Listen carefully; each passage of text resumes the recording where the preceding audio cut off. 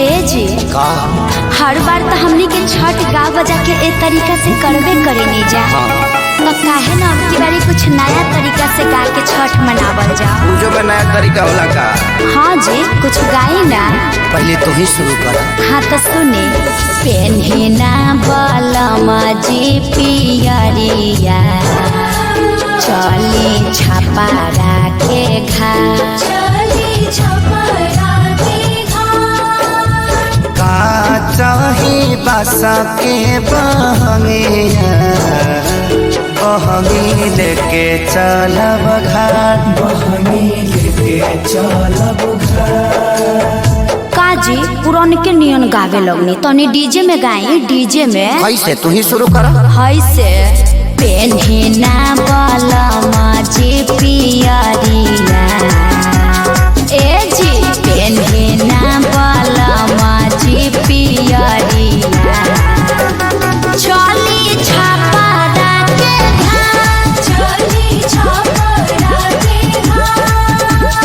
का चाही बासा के बहंगिया बहंगी लेके चलब घाट। ए अम्मा जी तनी रौरो नाची। बाट जे पूछेला बटोहिया बाट जे पूछेला बटोहिया ई दल के करा के जा।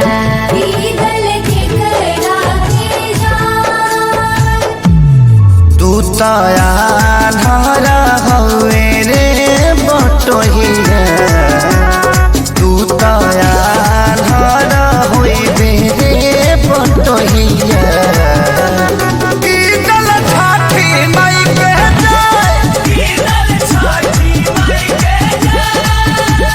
का चाही बासा के बहंगिया तब हम ही ना चाहता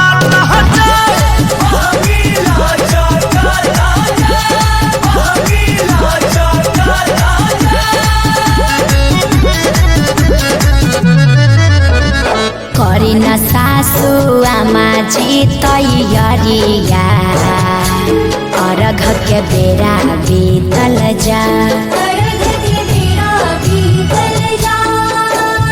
पेन्हे नारी सबके पापा पियरिया दौरा घाटे पहुँचा।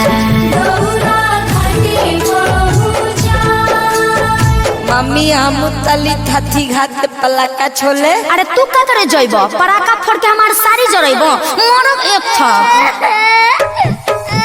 छठी घाटे करबे डरामा ओही जा हो जाई बाबा।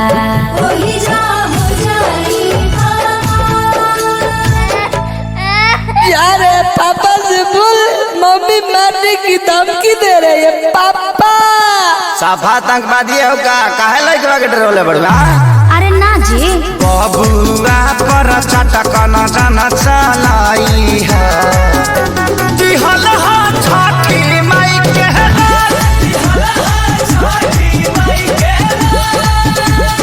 अच्छा ठीक बा ना मारब ई तो हमरो पता बाजी। खीर पावन ह छठी मैया खुश रहो नैहर ससुराल खुश रहो आंगना दुआर खेसारी पवन बले रही प्यार। हे छठी मैया तनी कश्यप जी पर ध्यान देत रही है।